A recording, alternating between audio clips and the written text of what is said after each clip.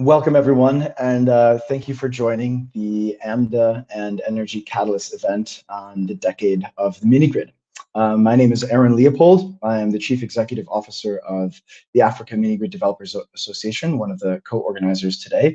And we're really happy to have you here. The topics that we're going to cover, I will go over in a brief presentation in a minute, but I just wanted to say that we've been overwhelmed with the support of all of you in organizing this. We have over 700 registered participants.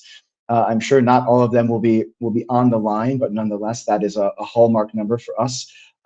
So we're really overwhelmed with the support for our work, and also the support for the issue that we are talking about today, which is achieving universal energy access.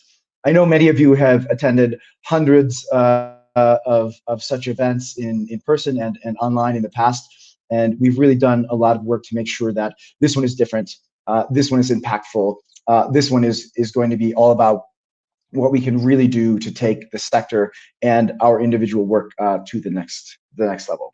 So with that, I'm going to switch to presentation mode to tell you a little bit about what we're planning on doing over the next couple of days. So, as I mentioned, this is an event co-organized by AMDA and the Energy Catalyst. And the Energy Catalyst is a UK-funded consortium and program that's dedicated to accelerating the innovation needed to end energy poverty across Africa and Asia. And of course, the Africa Mini-Grid Developers Association, I'm going to tell you a little bit about now. So we have over 30 members. We have 34 members right now. These are numbers from 2019. We are in the middle of collecting data as we do. One of AMDA's major mandates is to collect data and information to create an evidence base, benchmarking data sets around the sector's performance. And these numbers were from 2019, as I mentioned, but we are just starting now the data collection for 2020 and 2021. So over the course of 2020, even though coronavirus has really impacted the sector, we are expecting these numbers to increase dramatically. We know that in many countries, the number of mini-grids has more than doubled, but we don't know the final number across the entire continent as of yet. These are private sector mini-grids, and it represents private sector mini-grid companies that are in the business of socially motivated enterprise. We are representing companies that primarily work in rural areas that are focusing on ending energy poverty and building economic opportunities in these communities. So at the time when we collected this data, we had over 2.5 megawatts of small-scale mini-grids installed across nearly 300 communities. And they've connected over 200,000 people. So AMDA's staff are located in the 4 countries highlighted in red. We have Kenya, Tanzania, Zambia, and Nigeria. And we do have a staff member in Kigali as well. Pacifique, our policy team lead, is based in Rwanda, where we expect over the next years to be increasing our operations. So what you see in green are the countries where AMDA currently has members with mini-grids, and those numbers are increasing rapidly. We are adding Niger to the list. Mozambique will be coming online, hopefully over the course of 2021. A number of other countries with private sector mini-grids are popping up, including Ethiopia, hopefully this year as well. And AMDA will be expanding our footprint. So the red countries where we have staff will be increasing over the course of this year as well. We are fundraising to nearly double in size. So we're only about 3 years old. Actually, 3 years in March was when Jessica Stevens, our first employee, started with AMDA. And in those 3 years, we've really been quite privileged and quite lucky to have had a significant impact, which has led to your all being here. And we're very, very proud of this work that we've done on behalf of our members. These are our members right now. We represent the overwhelming majority of market-leading companies across all markets.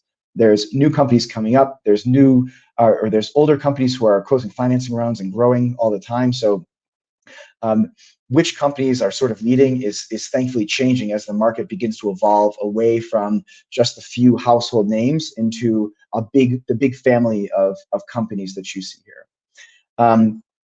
So with that, I just wanted to move into a little bit about today's event. So AMDA focuses primarily on the enabling environments of bringing improved policy, regulatory, and financial opportunities to the mini-grid sector. And we've carefully framed this event in collaboration with a number of stakeholders, but most notably the Carbon Trust, who has been invaluable in helping us organize this event. We're really indebted to them for the support that they've given us in bringing this together. The times you see here are all British Standard Time, so it's not going to be the same time for everyone, obviously. What we're going to start with, because the Energy Catalyst and AMDA are both really focused on ensuring best practices and keeping up and indeed shaping the new trends, both on support but also on technology. The first session is going to be moderated by Jessica Stevens, our Chief Operating Officer, and is going to be on these technology and product trends. We're going to see a lot of really interesting, or we're going to be hearing a lot of interesting things from both the software and the hardware side, both on process and on system innovation. The second one is going to be on the finance landscape, where we're going to have a very interesting presentation by Humphrey Wirecko from CrossBoundary about CrossBoundary's open sourcing of their project finance approach. So this is something that we've been working with CrossBoundary with at AMDA for some time, helping to better understand how CrossBoundary can share its experiences, and they've come up with this amazing idea to sort of copy Tesla's good practice of inventing something amazing and putting it in the public domain. So we're really, really humbled to have an organization like CrossBoundary as a close partner who's so willing to both push the boundaries, but then put it out in public, what they have done and how they have done it. So we're looking forward to hearing about that today. And tomorrow, we'll have the opening keynote from Jan Tanves from the IFC, who will be presenting to probably, I think, the biggest audience that they have presented so far, the IFC's brand new Scaling Mini-Grids program. This is a program that is following in the footsteps of the Scaling Solar program that brought the solar home system and the off-grid solar sector to the forefront of off-grid energy a number of years ago. And the IFC is really betting on mini grids moving forward to make the same sort of leap and bound into the mainstream with the help of organizations like the IFC, who are going to be providing debt, but are going to be de-risking the debt of other investors, most importantly, with guarantees and different de-risking products such as insurance products. And we've been working together with a number of different investors on the debt side, the equity side, and trying to come up with new securitization mechanisms, different guarantee structures, et cetera, to help bring new and more cash into the sector. So tomorrow we'll then continue with a section on energy demand, which will be chaired by Leslie Labruto of Acumen Fund. And we will be closing the day with a panel from, or on the future of the market, chaired by John Lane of the Carbon Trust.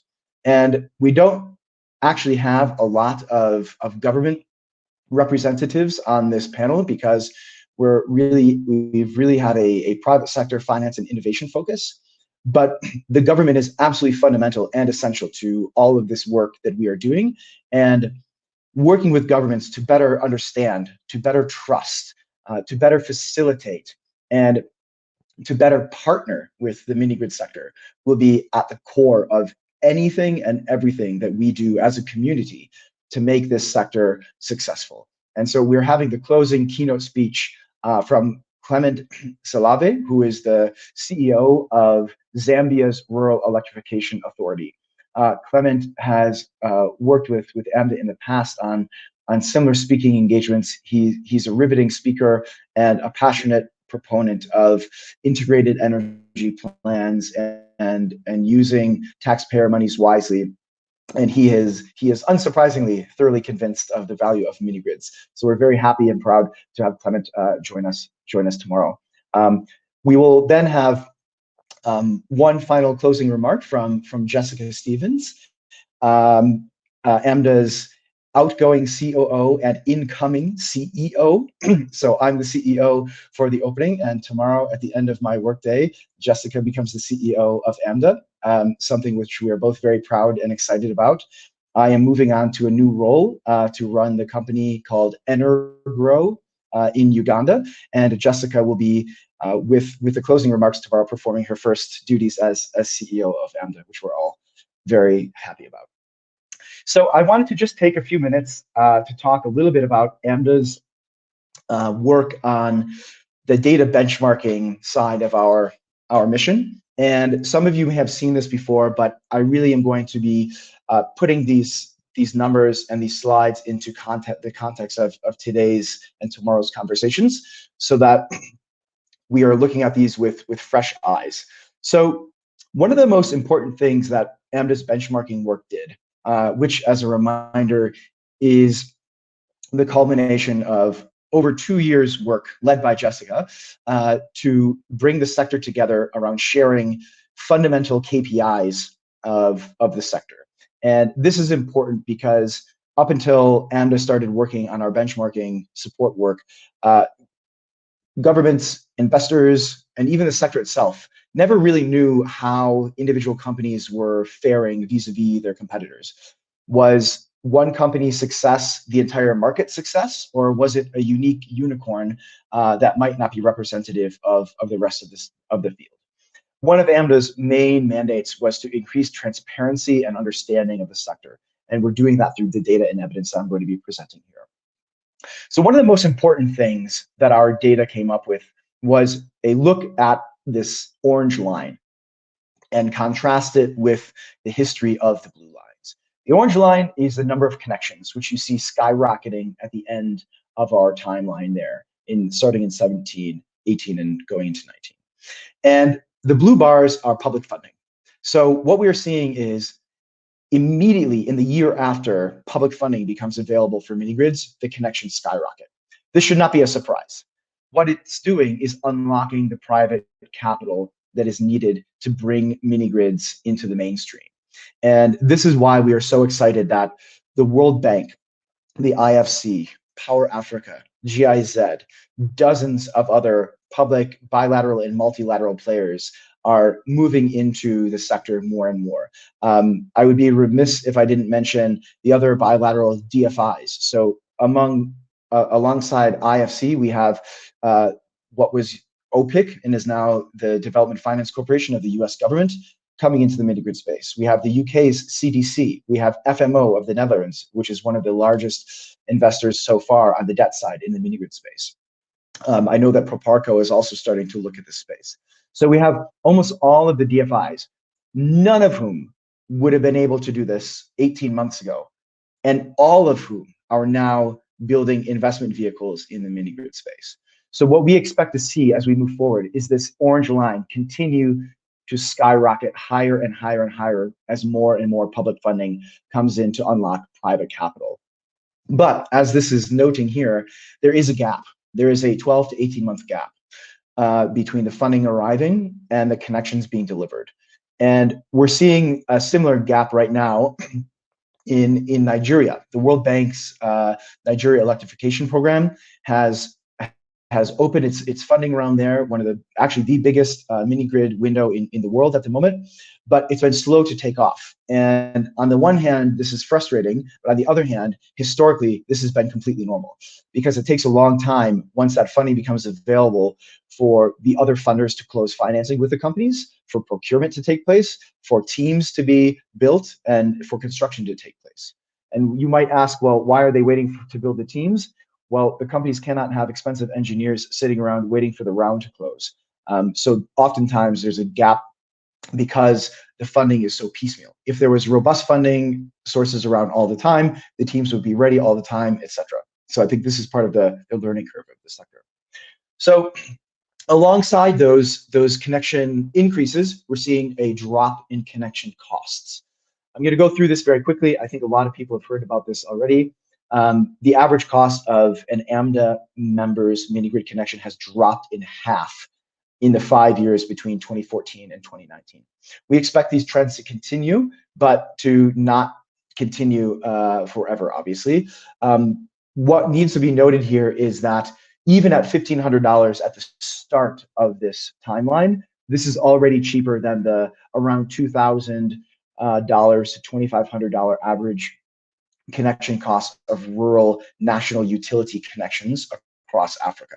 In some countries like Kenya, Kenya Power is more efficient and their costs are much lower than that, than the $2,000. But across the continent, on average, mini grid companies are about a third the price of national utilities per connection. Now, my big question to all of the donors out there is, why aren't we capitalizing on these savings to put that money into something else, into the issues that people still complain about, and rightly so, with mini grids, namely OpEx costs or tariff costs? So that's a conversation we'll be having over the next couple of days. But one of the big challenges with mini grids is that their OpEx and their revenue are almost the same at the moment. The revenue is very low because rural communities do not consume very much, but the operational expenditure is fairly high because these are remote, hard to reach communities where we cannot have expensive engineers with master's degrees sitting in each village 100% of the time. So they're complicated to operate and maintain. But we expect to see a lot of reduction in these costs over the coming years as well, as we look at technological solutions and as we build up much bigger clusters of mini grids that are close to one another so that they can be serviced more affordably. So on consumption and revenue, as I mentioned, we have low revenues in the sector, but this is not about low mini grid revenues. This is low rural energy consumption across the board. In Kenya, it takes Kenya Power an average of 45 years to recover the costs of their rural and remote national grid connections. Now we're thinking of trying to bring debt into the mini grid sector, and those debt investors want repayment rates of under 10 years. Well, if mini grids were national utilities, that would never happen. National utilities luckily get, of course, sovereign loans from national governments or from bilateral donors and from multilaterals, but also they don't have the same pressure to repay because there's cross subsidies in those rural communities. For mini grid companies, you see a massive variation in their different consumption, depending on whether there are major productive loads in the communities or not, which you see in the variances on the consumption chart on the right. The challenge is that while you saw that the average operating costs were between $2.50 and $6 per month, the mini grid companies that we surveyed had an average revenue per customer of less than $5 per month across all of our constituencies. So what this is showing us is that demand and revenue growth will be fundamentally important to making the sector viable. And this is one of the main reasons why I am moving forward with my change of role to work with Energrow, which is a company that is focused on being the productive use partner to utilities across the continent to help solve this endemic problem. So the last thing that I wanted to mention that is very important that we don't touch very much on in this event, but will be fundamental to shaping the future of the sector is on regulation. So one of the major problems that mini grid companies have had is that even if they get the financing, even if they find the perfect sites, even if they have the perfect team, it often takes so long to get their approvals that the economics of their sites get thrown into thin air. And we actually see tariffs being affected by the length of approval time because the staffing costs go up so high while they're waiting and waiting and waiting for approvals. What we see here, however, is that there's a happy story emerging in that the regulatory approval times have dropped in half over the past 5 years. But in 2019, they were still approximately 1 year of average waiting time per site. So the World Bank has estimated that we need over 140,000 new mini grids in Africa to most economically solve the energy access challenge. And there's no way that we can afford 140,000 years of waiting, combined waiting time for all these communities. We have really good experiences right now with some governments that really get it, and they're trying to bundle approvals together so you can apply for 10 sites at once and get 10 approvals at once.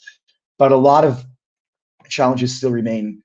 For example, that in many countries, governments want to have individual site approvals, meaning individual site visits as well. So that 140,000 mini grids means 140,000 site visits by 140,000 government officials, which in 10 years is an optimistic objective. One thing that AMDA has been pushing for, which has taken place in a couple of countries. I know that Zambia has started down this path, actually, so maybe we can learn something from Clement's experience. But we want to move from site approvals to company approvals. And there can be carrots and sticks, whereas if you are a company that has done 10 sites and they've all gone well, you can then get an approval to have a 1-year license to build wherever you need to build or wherever you want to build. As long as you're following the national electrification plan and you're notifying the government, etc. And there can, of course, be sticks or punishments if you screw up or if you are abusing that freedom. So what we want to be doing with this conversation and with AMDA's work moving forward is really exploring those creative options, like on the financing side, bring the guarantees, insurance, and securitization in. And on the regulatory side, really looking at digitization, bundling, and different ways of thinking about approvals that will allow us to do 140,000 mini grids in 10 years. So that is why it's the decade of the mini grids. And that is why I'm saying, let's get to work to round off my introduction. Thank you so much for paying attention. We're going to have a 5-minute break before the next session starts. But I just wanted to note also, I forgot to mention this at the beginning, for people who do not have English as their first language, if you go to the bottom of your screen, you can, well, I think it's on the bottom, maybe it's on the side. I have my PowerPoint full screen right now. But there is a subtitles option, and there are dozens of languages that have live translation in subtitles, not audio. But we hope that we can make this event a little bit more accessible for people from around the world who are listening in. So with that, I want to say thank you so much.